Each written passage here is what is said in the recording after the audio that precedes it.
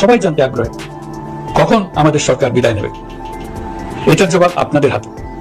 কখন আপনারা আমাদেরকে বিদায় দেবেন? অথবা বলে যেগুলো কোনোটাই দরকার নেই, তাড়াতাড়ি নির্বাচন।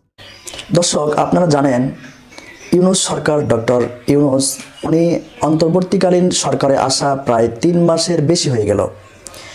এখন বিএনপি একটি বড় রাজনৈতিক দল। বিএনপির বিভিন্ন বড় বড় রাজনৈতিক নেতাদের একটি দাবি যে দ্রুত গতিতে নির্বাচন দেওয়া, দ্রুত গতিতে নির্বাচন দিতে হবে। এখন ডক্টর ইউনূস বিএনপি সহ বেশ কয়েকটি রাজনৈতিক দলের নেতাদের বক্তব্যে তিনি একটু আতঙ্কিতভাবেই রয়েছেন।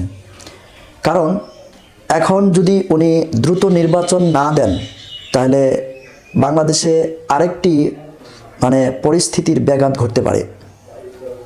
আপনারা জানেন শেখ হাসিনা দেশ থেকে পদত্যাগের পর বাংলাদেশে আওয়ামী লীগের নেতাকর্মীরা শেখ হাসিনার সাথে বেশ কয়েকবার ফোনালাপে কথা বলেছে এবং বেশ কয়েকটি ফোনালাপের কল রেকর্ড ভাইরাল হয়েছে।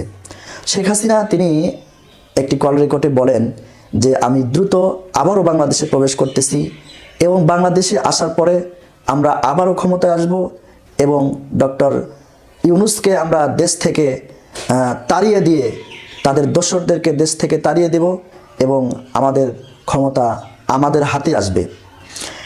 তো এখন এই মুহূর্তে ডক্টর ইউনূস কি নির্বাচন দিবেন?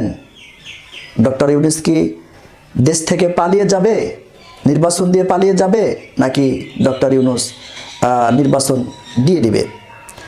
তো আপনারা জানেন যে ইতিমধ্যে কিন্তু নির্বাচন সার্চ কমিটি গঠন হয়েছে। ডক্টর ইউনূস বলেছেন যে আমাদের কিছু কার্যক্রম দ্রুত গতিতে চলছে, নির্বাচনের বিভিন্ন কমিটি গঠন, তারপরে নির্বাচনী প্রশাসনিক যে সমস্ত কার্যক্রম, এগুলি ডক্টর ইউনূস তার নেতৃত্বে করে নিচ্ছেন।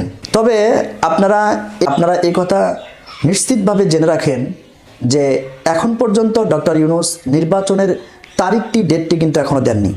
উনি বলেন যে পরিস্থিতি আরেকটু অনুকূলে আসলে আমরা দ্রুত গতিতে নির্বাচন দিব, কিন্তু কবে, কোন দিন, কোন ডেটে নির্বাচন দিবেন এটা কিন্তু ডক্টর ইউনূস তার মুখ থেকে এখনও এটা বলেননি, এটা ঘোষণাও দেননি।